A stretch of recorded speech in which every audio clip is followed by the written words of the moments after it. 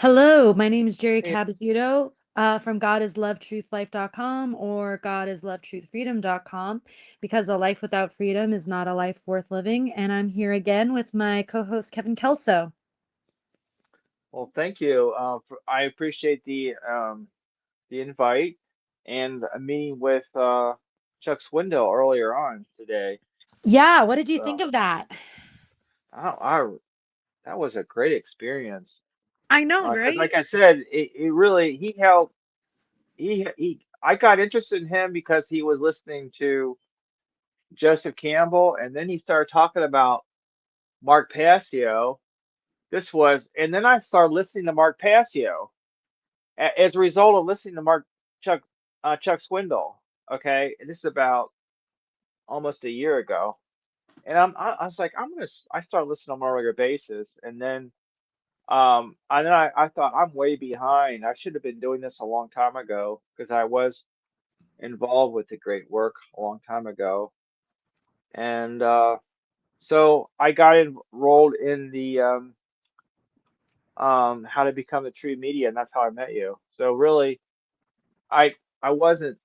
That's pretty much Chuck Swindoll got me really motivated to get back with Mark Passio because I just it when he was talking about Satanism, you see the hard hitting points about how 15% of the population is. It just I got cold chills, that I've always been interested in this kind of, but I was more interested for many years in alternative healing and what else? Thinking that we could have limited government, but that's just people are just incredible stupor. I like how Passio was saying how this has probably been going on for 100,000 years you know, and it makes sense, just it's everywhere. When Chuck Swindoll was talking about um the pervasiveness of things, you know, and how so many religions kind of slap of Caesarism, a big emperor. Because once you throw out the religion, what do you get? You get another Mussolini, you get Hitler, because you've Right. been programmed that way. That's how you think. So you get another dictator, but it's an earthly dictator. And I kind of dread when I think of people giving up their Christianity, what they're going to end up going for because they're neuralistically programmed for that. You know what I mean? Right. They have to do that shadow work journey to be able to go from not from one authority figure to another, but to finally go within and be their own authority. Right. Yeah. Oh, but I always think of some of the certain things going on with Christianity reminds me of a boil ready to bust. It's just kind of it may some people can't handle that level of poison. All depends on what kind of Christianity you're dealing with, but generally a lot of it when it comes to original sin, when it comes to Constantinity type religion, um, you know, that kind of thing.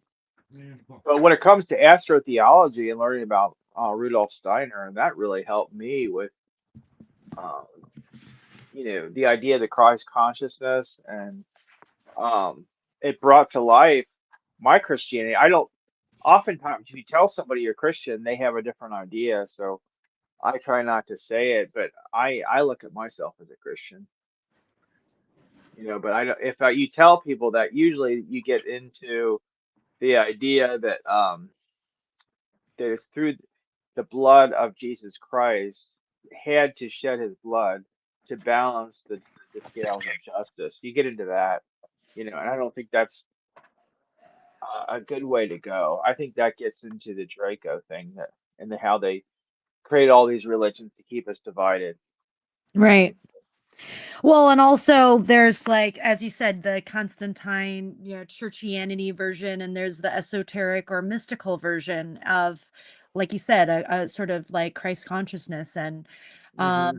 And from knowing you, you're open to listening and hearing about other philosophies and approaches. So Mm-hmm. you're not running into that spiritual trap, that mental trap of cutting yourself off because other views are all heretical, right? And so Right. I think that's and and again, it doesn't really matter what the subject of the day is, whether it's Christianity or any organized Mm-hmm. religion at all, including government or scientism. It's um it's all just a belief in authority at the end of the day. And Absolutely. yeah. I loved, the interview as well. I thought it went really well. It was my first time ever live streaming, and I wasn't sure how it was Uh-huh. gonna go technically, so I'm really glad that it went without a hitch, overall. Uh-huh. And then, yeah, I just loved everything he said, and um I feel like we really gave listeners a flavor of what his content is like, and so he can get more followers and Mm-hmm. donors for his GoFundMe. Um, and yeah, it was like I said, I felt like I gave a light to him and being a donor for his GoFundMe and following his work and then to receive that light back with you, who I also wanted to share this light with because um, you know, I'm a single mom. And I say single even though I'm dating someone, but you know what I mean. Like Mm-hmm. I'm taking care of the kids. I'm when it's my turn, I'm there 100% of the time for Mm-hmm. them. So I don't really have time as much as I used to do a lot of esoteric research. So I'm so thankful that we have people like you. John has also helped me, sift through things. And so I wouldn't have heard of Chuck Swindoll had it not been for you. So thanks. Oh, my pleasure.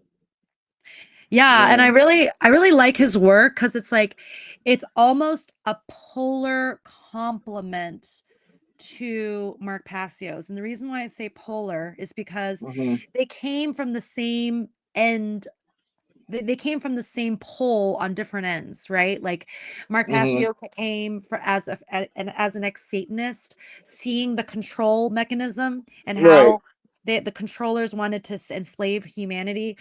Mm-hmm. And then uh Chuck Swindoll came, from Christianity, from the commoner side, and having I a did father as too. a preacher, and both are part of that slavery Mm-hmm. slave dynamic, Right. and to see them both do their own independent research, reading similar Uh-huh. texts, coming to similar conclusions about nature and its Mm-hmm. role in freeing us from this belief in authority throughout our society. Like I think it's just a beautiful synchronous their work complement each other really well. Absolutely. Yeah, I wanted to say one thing about Mark Passio. There's something I actually met him in person. Did I tell you that? Oh, you That didn't. Cool. that was Huh. at the I think it was a 2015 symposium he did on deocculting the occult, something to that effect. And it was in Philadelphia. And but anyway, it was a really good presentation. I got to meet his former girlfriend too, who passed a few years ago. She was really a great woman. She was a nurse. Oh, Can't think of her name offhand. Barb. Yeah. Yeah, Barb. She was Yeah, mentioned on the podcast. Yeah. right. And this was back in 2015. And see, but I remember when I was getting out of this sect that behaved pretty much, in my view, like a cult because of, see, no wonder because the whole world is much like a cult, or is really. I mean, it's just so controlling. Some more subtle than others. But when I got out of this thing, I wanted to become a Satanist. I was so angry. I had so much anger. And I didn't realize that me becoming an atheist was a form of Satanism. I didn't understand what ex facto Satanism was, but I really wanted to go deliberately become a worshiping Satanist. I was so angry, and the reason I didn't do it is because I thought I'd get so freaked out, I ended up going back in the cult I came from. You see what I mean? Right. I thought I would get so horrified what I'd see because there's just always something worse and worse and worse than what you can possibly dream of. So I just thought, don't do it. You can't handle it. You're already traumatized. It'll just make things worse. And when I listened to Mark Passy, I'm like, damn, I'm sure glad I didn't get involved in deliberate Satanism. Being an ex facto Satanist is one thing, but I appreciate what he learned in going into it. In fact, how he started realizing that we're all Satanists. I mean, when it comes to not following natural law, not not treating other sentient beings the way we want to be treated, you know, and how um it can lead to social Darwinism when we abuse other creatures. You see.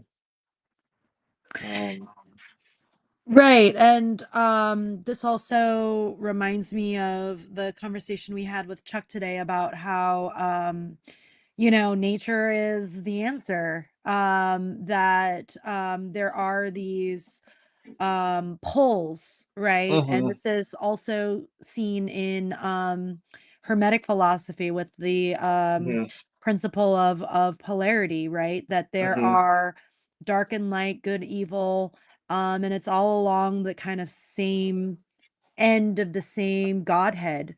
And that, yeah, that all is mind, that mhm, we're sort of living in a created in creation, in God's mind, right? mhm, And in thinking about uh what he was saying about, how we're not sinners, and how it's not about the polarity of good versus evil, or sin versus, good, or mhm, whatever. I was thinking a lot about how, and I was trying to explain this to my friend Bob, who had been listening, like, I don't think he was saying that these things don't exist. I think what he was saying is to just not live in that binary, and to just mhm, just step back and be aware that that binary is there, rather than living in it. mhm, And with the original sin shame, to be given the narrative that that's how it is, and that's how you're born, as evil, um mhm, versus a more sort of neutral uh sort of view, which is we're born as programmable, right? mhm. Which is different. Right. Um, and so yeah, I thought it was really overall, like, yeah, just very eye-opening.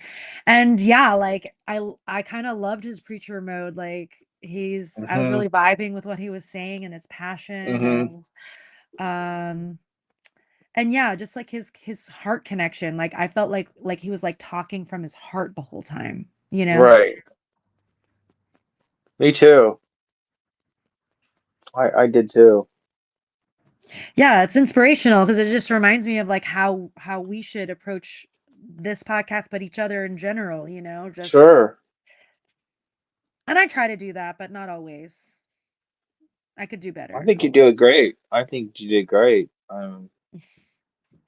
I can't. I mean, we're just playing it. It's not like we're going on a script. He's done a lot of homework before he gets on. He's done copious notes and everything. Um, like a little bit before I do it, I get on. I like to write a few notes to myself in case I get into a stump of what I could go back on. But I don't really do an outline. Kind of like stream of consciousness that I can go by. Like I wrote you a note, a text. It just helps organize some of my thoughts. But I think he's done a whole. I want to say corpus hermeticum a whole body of knowledge that um he's organized and put out, like he's writing a dissertation or something. So, I mean, you look at his outlines on his different shows he's done, and then he addresses that in his presentations. So he's done a great job.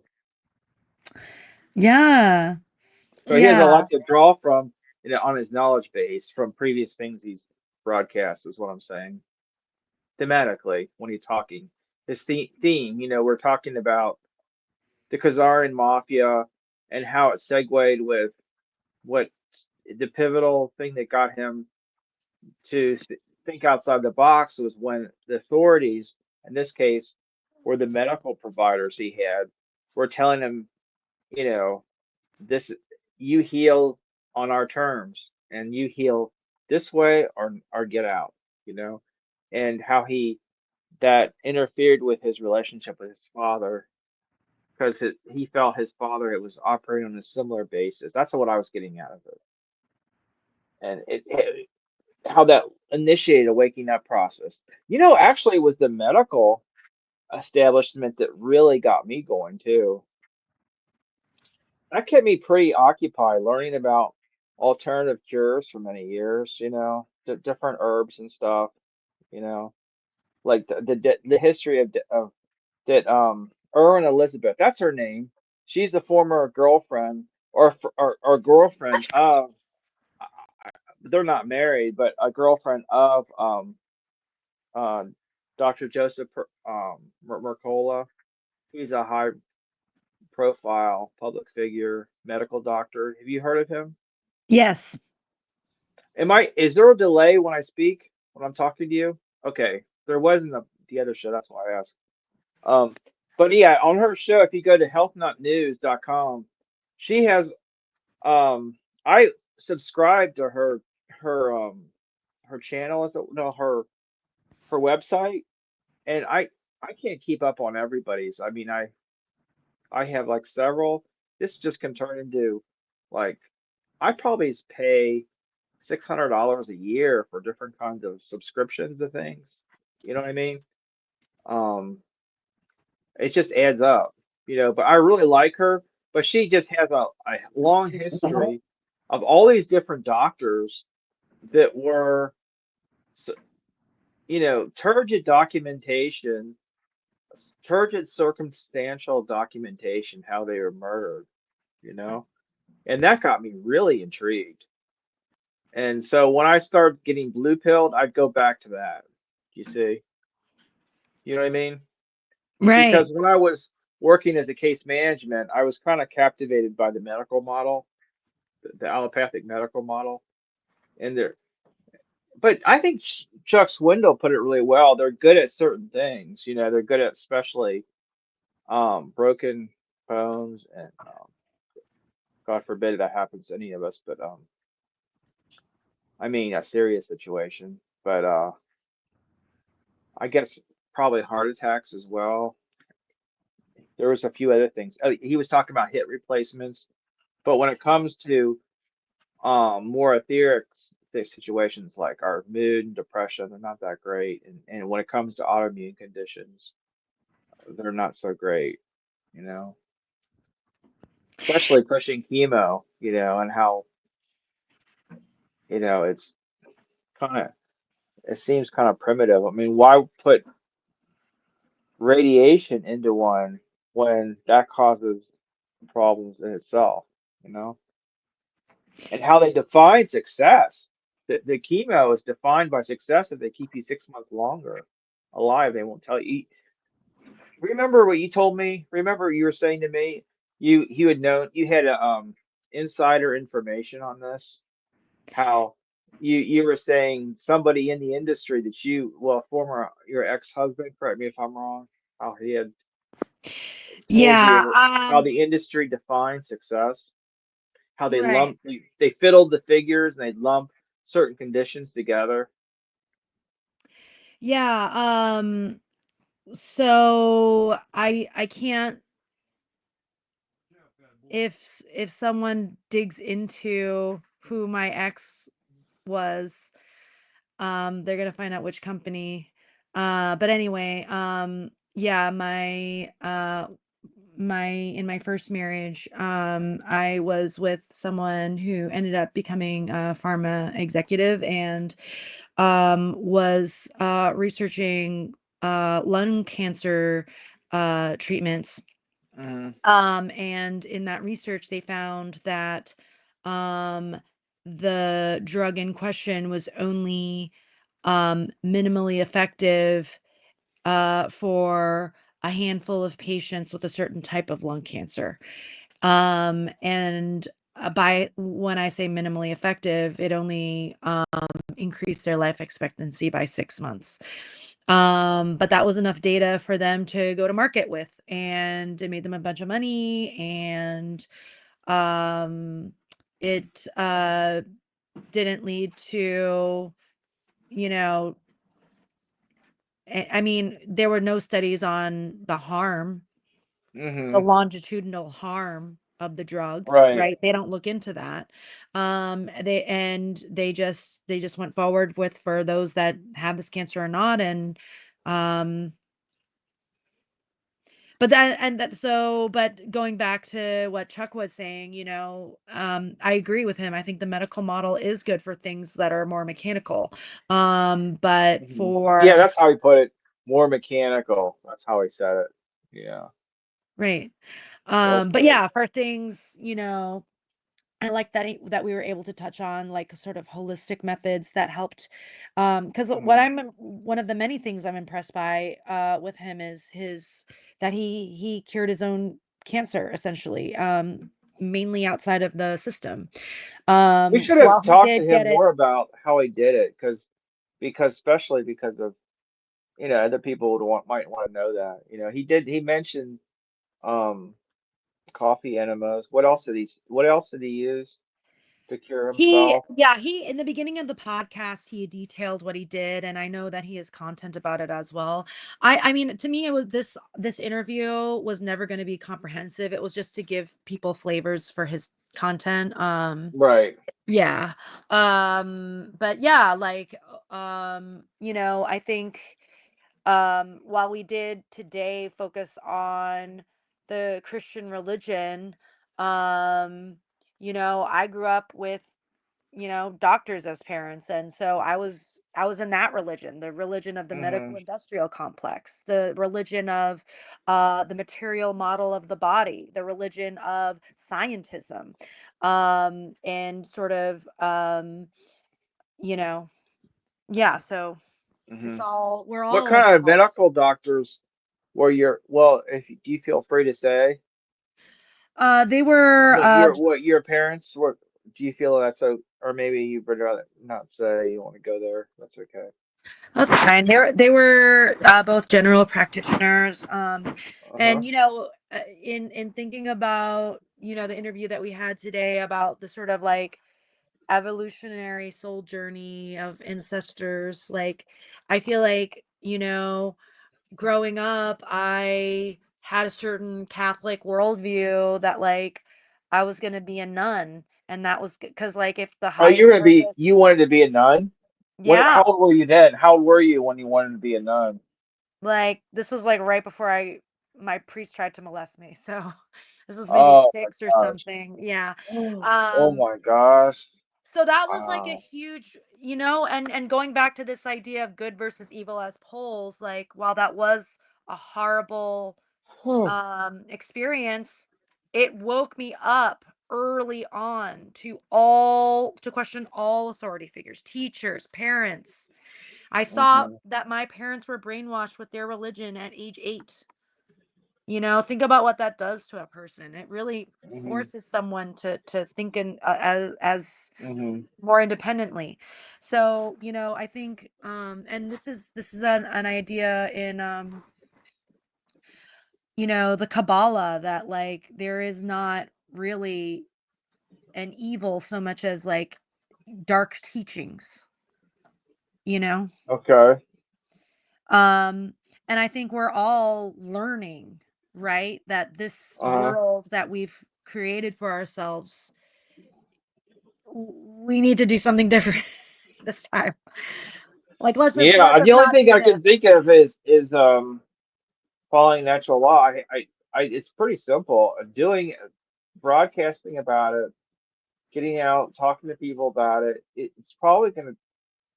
I hate to say it, but it just may take thousands of years. It may take many civilizations and many rebirths, like a thousand. It may take thousands upon thousands of rebirths. I don't know, but it's just like it's either that or just down, down, down. Because what you can't. It's like condensation. If you put your hand on fire, I mean, what goes up comes down. I mean, if you don't follow certain natural law, then it. I wish I can't believe I didn't think this way a long time ago. I just had my own dark side to deal with. It's not like I don't anymore, but it's just I guess I kept thinking I wanted to think that representational government could reflect natural law and do it. Because like Passio does talk about how the early colonists, how they had certain good principles that reflected natural law, and during the Revolutionary War, how good. I got the impression this is what he was saying. I'm not kind of. This is what I was getting out of him. And I kept thinking that there is such a thing as representational government, but oftentimes government is a means to let other people handle what we don't want to do, and then they simply um, get captivated by the biggest bidder, and it just turns out into Caesarism. Whoever has the most money decides, you know, like Well, right. Elon And Musk, like the like what's whole going thing on with is, Elon. The only reason they're going to let Trump probably get in, if they do, is because he's going to railroad us with Elon to get a chip and to do this new digital currency. And, and they don't want Trump in there, but Elon wants him in there, and he's in. But if Elon didn't want him, they'd railroad us with a chip with on our faster track with what Hillary and them want. So I Trump literally just, if at all, slowing them down. But us getting chipped and getting the digital currency, that is all about the New World Order. It's not good. Not good at all. right. And this segues well into our next topic, which is, what's going on right now in the world. We're Uh-huh. recording this on January 6th, the same day as the live that we did with Chuck Swindoll Jr., Uh-huh. Chuck Reagan Swindoll. And I wanted us to talk a little bit about like the orbs, drones, fog situation, especially on the East Coast.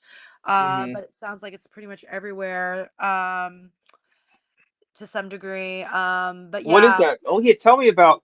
I heard some nefarious things about this fog that's supposedly laced with bioweapons, of a vaccine. Have you heard this? I yeah. haven't. I just headlines from people seem like they knew what they're talking about. So there's different theories, right? And Hmm. so it's all just information. It's not Hmm. um if there are censors out there listening or recording, it's just we're just sharing information. We're not making determinations.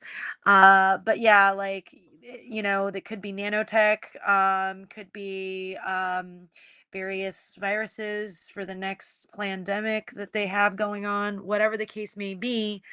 Hmm. Um, I think, and this also segues and ties in with our interview with Chuck Swindoll. I was trying to see if what Chuck would say when I asked, how do we get people not to be black pilled? Like, how, when we come to the understanding, when we see the patterns that the world around us, the controlling mechanisms are satanic in nature, that Hmm. humans have chosen a degraded society for themselves, that we have things like drones and nanotech and Hmm. viruses being planned for our own demise, self incurred demise.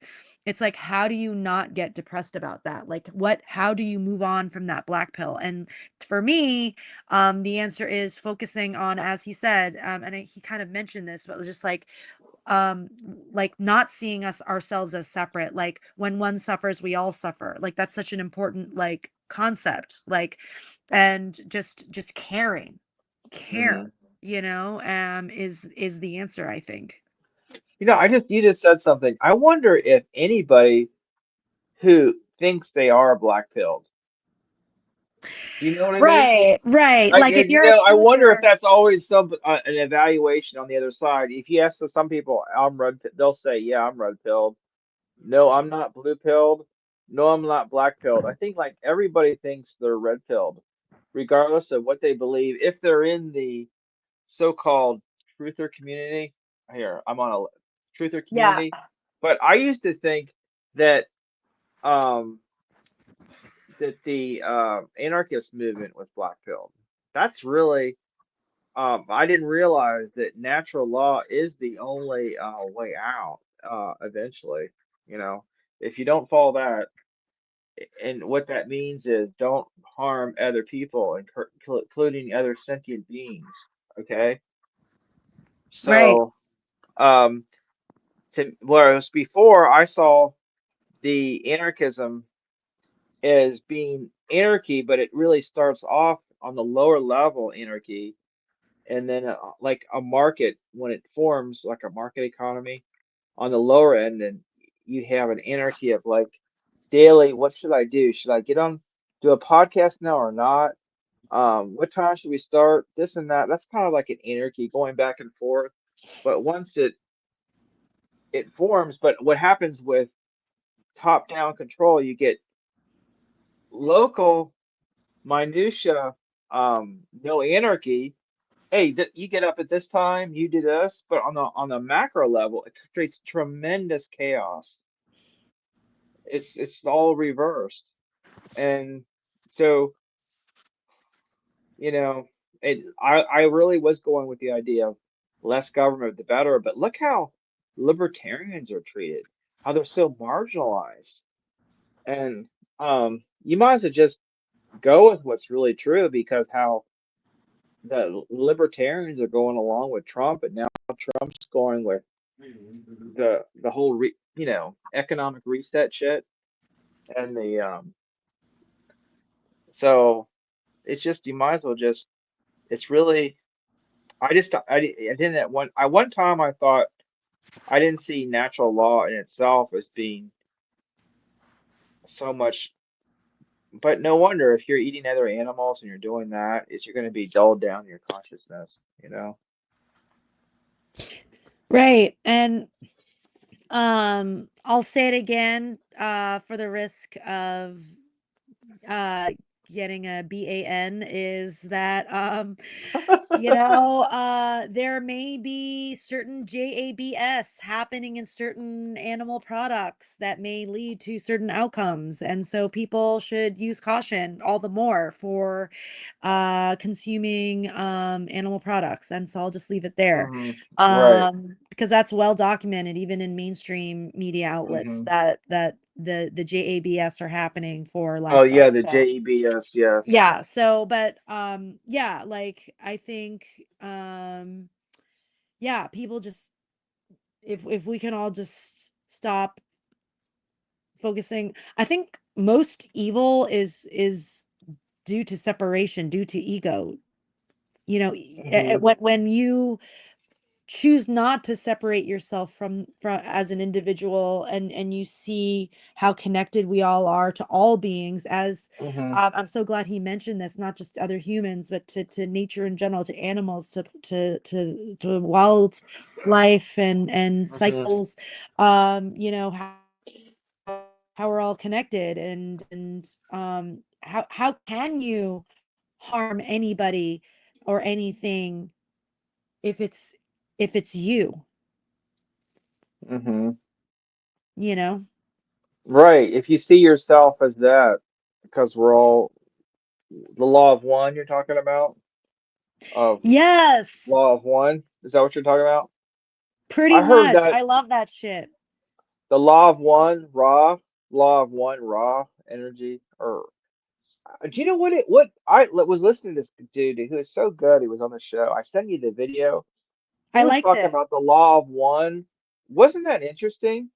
What is the law of Ra? What is that? It's what do you know what it is? I would So, think that it's synonymous with natural law, do no harm, don't steal. I would think. What is it? like, uh, Light becomes one. Like if you turn a light bulb on, it's like it's everywhere. Is that it? But light only does go so far. But in theory, though, it goes everywhere.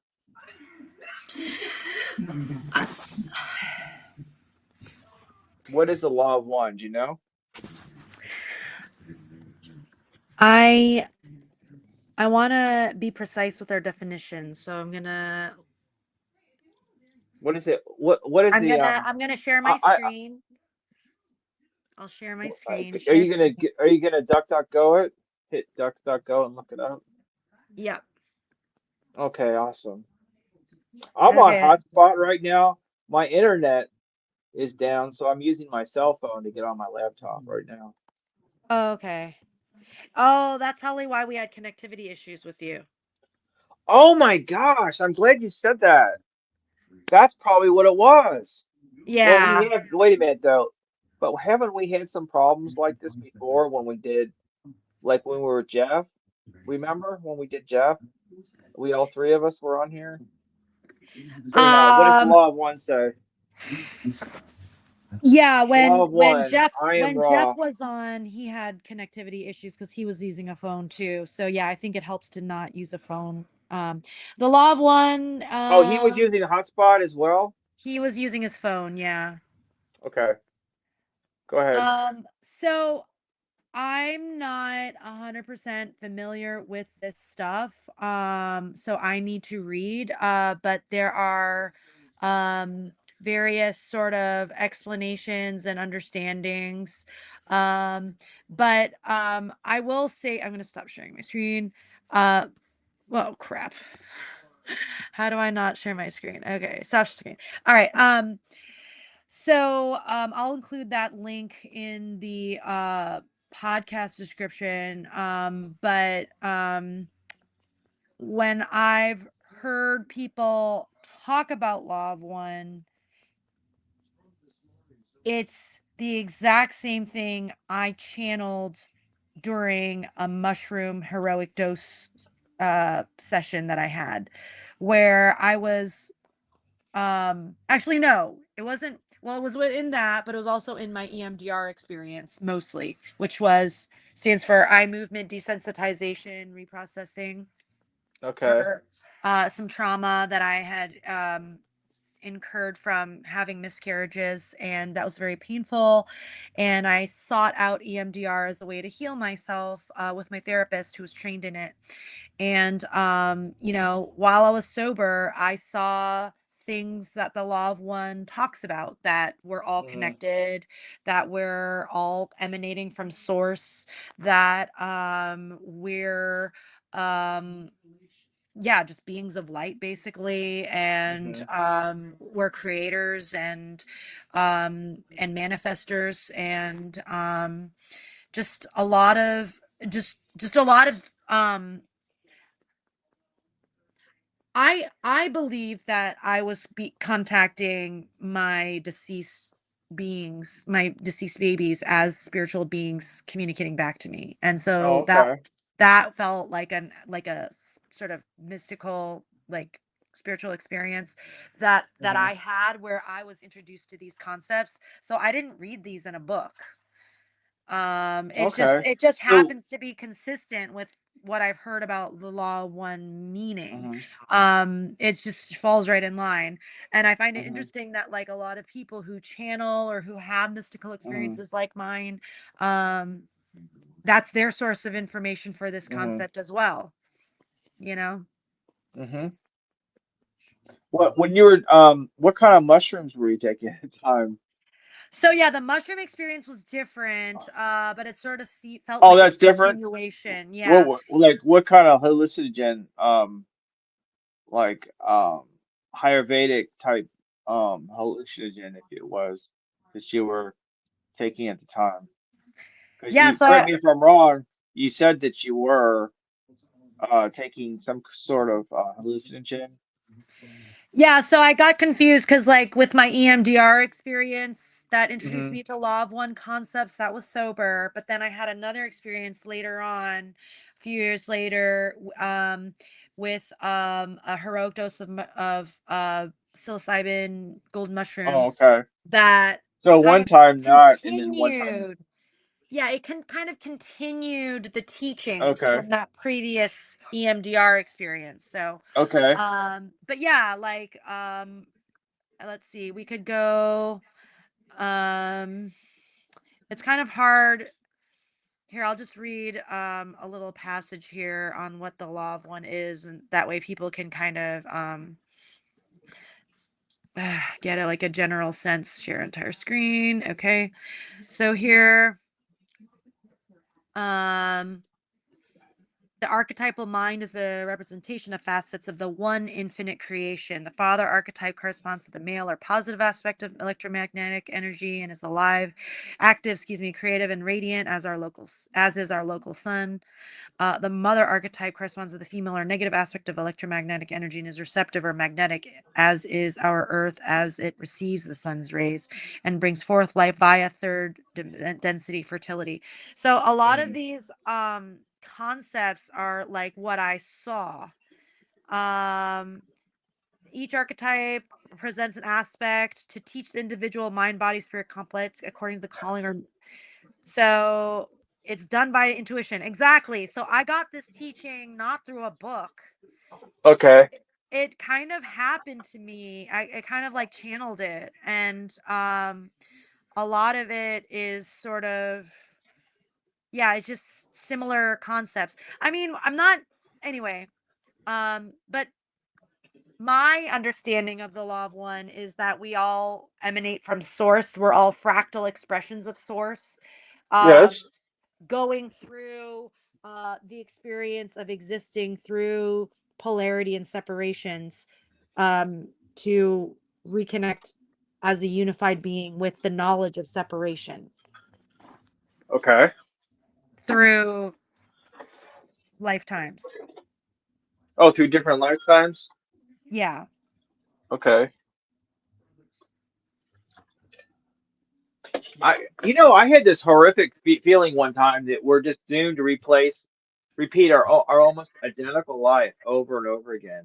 You know, I I would hate having to do this exact same thing I did last time. It was. Did you ever see the movie? Um, what's it called with Groundhog Day. Yeah, that's it. Now that was a nice comedy movie. I liked the way he did it. And in that sense, that kind of reliving isn't so bad because there's there's a motive and there's something divine and beautiful about it. But um, I find that what David Icke says, there's something very sinister about this reality. How we're being, how pervasive evil it is. Because when I was talking to Swindoll, I kept thinking, how other listener, I can't control what other people are thinking and listening to, but I think moral relativism, solipsism can be a route people take when they think like, oh, what get what you can out of this. But that's not the same thing when you get something you can out. You're just working with it like you are trying to figure out how to get to work when you don't know how to get there, That's like Right. making do. How am I going to get to A to B? How am I going to connect and use the computer and interact with you and tweak it? But that's not the same thing as solipsism, you know? That's just trying to figure it out Right. because the wrong key will not work. it will go that, it might work kinda, but there's a better route. Usually a better choice. If you take the less better choice, there's a consequence. You might have a better, not so good connection.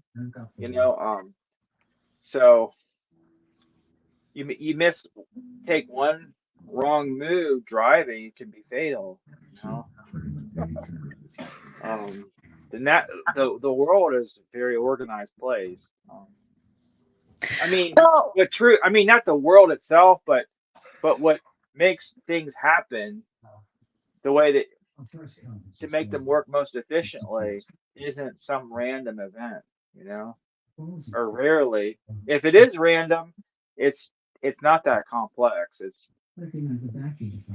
something that is uh been pre put together previous that it just seems easy because it's already been done for us. It's like, you bought something, you dropped it, and you picked it up, and oh, it's still working. Well, it's because you didn't mess it up. right. Well, and I think exactly. And I think you're talking about like the the law of cause and effect, right? That of Yeah, karma that, right. and I like how Mark Passio makes the distinction Yeah. in his work between it's not that the world is fucked up, it's that humans in as manifestors of their own reality have caused through their own choices and actions the reality that we're all experiencing, which is one of self-imposed slavery. And so But it's so um frustrating when you see that how long it takes to get unfucked up when you have parents and grandparents that have their own conditioning. I mean, despite that, then you got to still pull together day to day. Um, and then other people, they're not interested in this. They seem like if they just put all their time and effort into a career, to them that's all working for them. Um, right. and then what it does, it just passes it on to the next generation, and then they have to deal with it. You know, that's the Right. It's best I like can a say it. giant satanic ritual we're all a part of. And Yeah. we don't have to participate. That's the beauty is like once you realize this, even if you have participated in the past, Uh-huh. you're in the now. You don't have to participate. Just stop. Like just, Right. and if we can each make that choice, like what a wonderful world. And I try to think about like we don't have like a ton of listeners right now, but like dude, like we just manifested this fucking amazing interview and like we're manifesting this podcast we're recording right now. Like Yeah, it's cool. we may not see the fruits of our labor, on an immediate individual level, but we also might, Right. like Yeah. maybe we will. Like I'm I don't know what the future holds. Like yes, humanity's been in a state of self-imposed slavery for millennia, but Right. and yes, there are outside influences, of course. But it is our choice to work with those outside influences and we've chosen to, right? So Right. but moving forward, like we're also the most connected as far as we know that we've ever been, right? Like there might have been previous you know pre Younger Dryas catastrophe flood I'm sure there has. civilizations that had Every internet and stuff like 13,000 that. years, I get the impression every 13,000 years. Right, Listening like to that Hancock cross. and have you ever heard of Cremo? That guy, the Cremo? Are you What a are you talking name. about the guy with the cycle of a cross with like the catastrophe cycles? Is that who you're talking about? Um, no, he's the one that has found these boulders deep, deep in the earth that they're billions of years old. Wow. And Michael Cremo. A lot of these people got the name Michael. I always thought that's kind of a hoot. A lot of famous people got the name Michael. Like Mike, isn't that kind of? Maybe it is a common name too, though. Well, he's also an archangel, yeah. Yeah. I mean, Um, that's. I mean, I well, wait a minute. what you just said, that's it. That's probably why a, a lot of people name their children Michael because of Michael the Archangel. There you go. That's yeah, I'm sorry, I kind of reduced it to something kind of crude. But yeah, that's more like it. Michael the Archangel. That's probably that explains it. It's He a nice name. intercedes between God and humanity. He serves as a high priest in the heavenly sanctuary, accompanies souls of the righteous dead to paradise. Right. Oh, Um, okay, so yeah, so I can't like talk for super long. I think we'll probably end in 10ish minutes if that's okay. that's all right. Yeah. Um, but um sorry, I'm starting to get a little stoned. I like that he was talking about parenting. Oh, you were mentioning parenting, and I liked he was talking about parenting and how he was sort of open about his plant medicine use with his now adult children. And yeah, and thinking about, all the fucked up parenting we've received over generations for millennia, like um you know as a parent, I'm really trying to let my kids be kids during their childhood. Well, I mean, a revolutionary concept, right? Like, I'm not trying to put Right. any layers on them. Certainly, Chuck Swindoll today talked about, the Disney programming. We're not watching that shit. Like, avoiding saying no to things and yes to other things. So, no to mainstream media, entertainment for children, no to vaccines, no to, they said the word, whatever. I'll have to edit Oh, that out. no. Um, it's like a fucking like linguistic game, like I'm trying to like Yeah. Wait, remember to but do it. you know what? They're gonna up the ante. They'll make it so they'll probably that gives them ideas, but they've thought of everything. And you know what? Fuck it. Like I've used it as a badge of honor. Like if I'm being censored this early on in my podcasting journey, like awesome. Like great. Like fuck them. So but anyway, yeah, like yeah, I think it's really important to let kids be kids. And Hmm. um doesn't it make sense that the Catholic Church and the Roman Empire, which we're still living under, we're Yeah. living under this calendar across the world. We celebrate Oh and yeah. use this specific calendar from the Roman Empire that still is in use today. Right. Christianity and all its different forms is still around in every single fucking continent. Like we're still in the Roman Empire, you guys. You know Oh, what I by the mean? way, there was this video on TikTok that it was just so good. It was just incredible. Did you ever see something incredibly short yet incredibly profound? It was basically saying it only lasted 60 seconds, and it said, but I was thinking of that documentary called The Superstate, the connection between London City, Washington D.C., and the Vatican City. There's did you know about that three combination thing Are you talking about about ley those? lines? No, just talking about those three cities, how they're interconnected with the New World Order, Right. or well, with the order of things is more like it. Well, anyhow, this video said that the Roman Empire is the Catholic, morphed into the Catholic Church.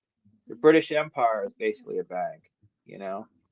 And Correct. so with King John in right before the Magna Carta, he bequeathed, that's the fancy word that the British use. He bequeathed all of the British Empire property over to the Catholic Church. They already were doing this for hundreds of years, thousands of years, but he did it officially. It got the nobility so upset they came up with the Magna Carta, kind of like condo rights. Like if you're in a housing project and you all of a sudden you find I'm just a renter here, I want condo rights. Well, the nobility wanted condo rights, so they had the Magna Carta. But the basically the British Empire is the banker of the Catholic Church, and the Catholic Church is um, what used to be the Roman Empire. I thought that was really fascinating. And the military is the United States. I mean, before the United States, it was probably the Ottoman Empire. I mean, or the was it? Well, I would say probably the British Empire too, Well, because the British and with the ships. But before the British Empire, maybe the Ottoman Empire. But right now, for the last ever since Taft with the Philippines as a colony, the United States became an empire with President Taft with the Philippines right, and the IRS. So I would say the the Catholic Church is the Roman Empire incarnate, and the British Empire is the bank of the Catholic Church, and they handle canon law, which is uniform commercial law, and the bank handles the charge. That's why the British Bar is in London City, and we do their bill collecting is done by our military, and that's the world right, order. That's the world right. order in small. Correct. And also today, Chuck Swindoll mentioned the American Red Cross, which is the same symbol that the Knights Templar uses Yeah. and Oh my gosh, that's is well very said. Did he active. say that? Did he say that? No, but I wanted to mention that and also Yeah. mention that, the American Red Cross is very active with FEMA, with Haiti, Hmm. which we talked about today. It's Yeah. always there when there's a disaster, right? And Right. um it's part of that disaster industrial complex apparatus as well with the weather Hmm. weapons and HARP and all this, and then the cleanup and the child sex Hmm. trafficking and the human trafficking Right. and the rezoning and the 50-minute city establishment happenings, post catastrophes. All of this is part of that system, you know. Hmm. I'm just gonna go there because we're gonna get banned anyway. I already said the fucking red flag word, so might as well just put out all the That is shit, funny. you know. Yes. But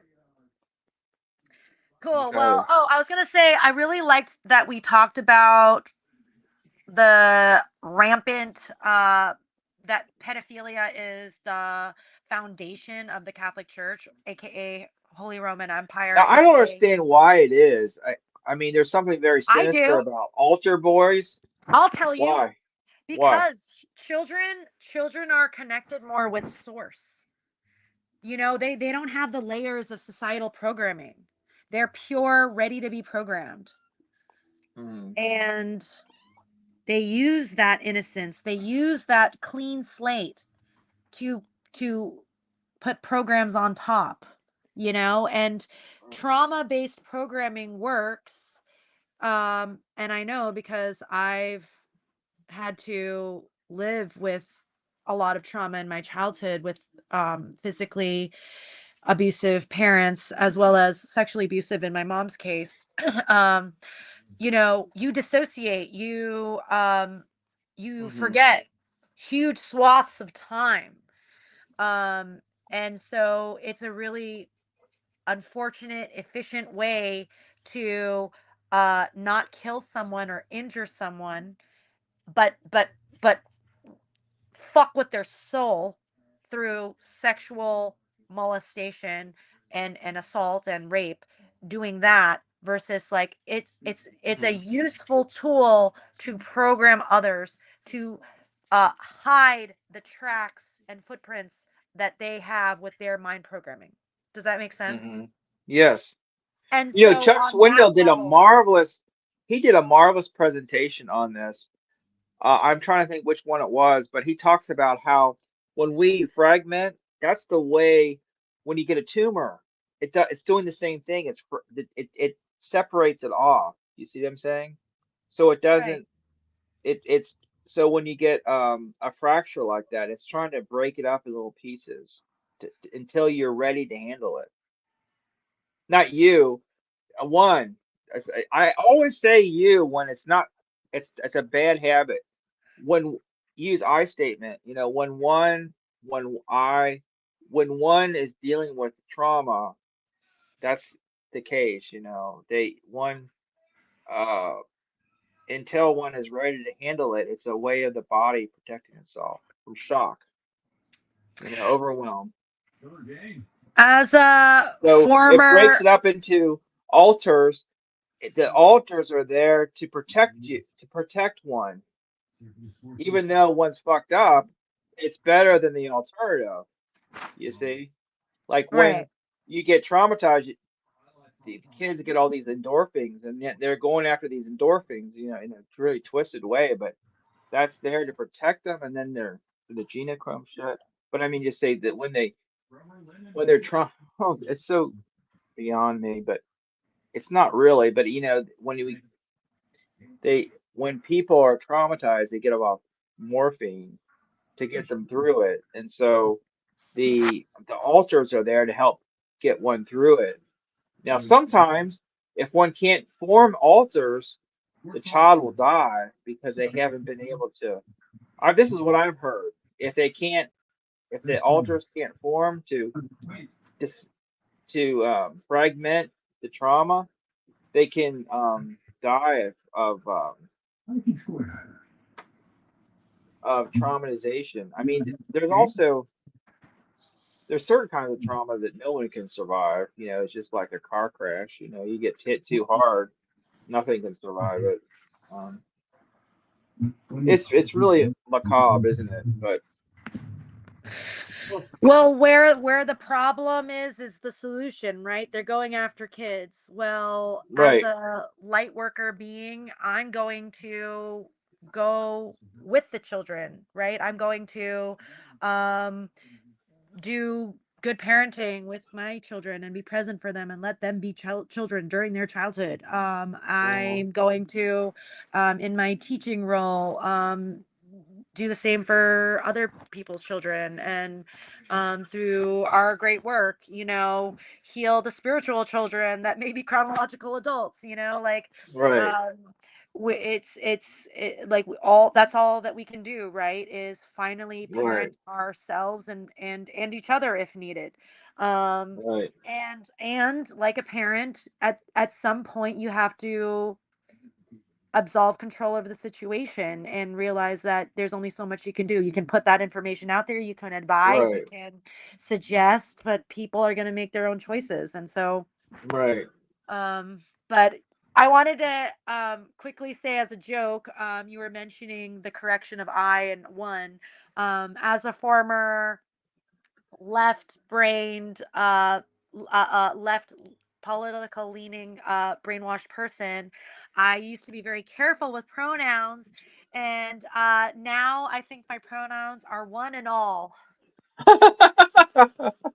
That's Those are my good. pronouns. One and all. That's cool. Yeah. I like Cause that. I won, like we're all this was talked about early on in Mark Passio's earlier podcast, but like this idea of Uh, like when one suffers we all suffer, like that's been like the key to everything for me, like just caring, like really fucking caring about everybody as myself, you right. know Exactly. Awesome. Any last thoughts, dude? No, that should do it. All Excellent. right. All Well, right, I'll see you in class at 7. see you then. Okay. Bye. Is John gonna be in? Is he gonna be in class? Probably. Okay. Fantastic. All right. You have a good one. Bye. See you later. Bye bye.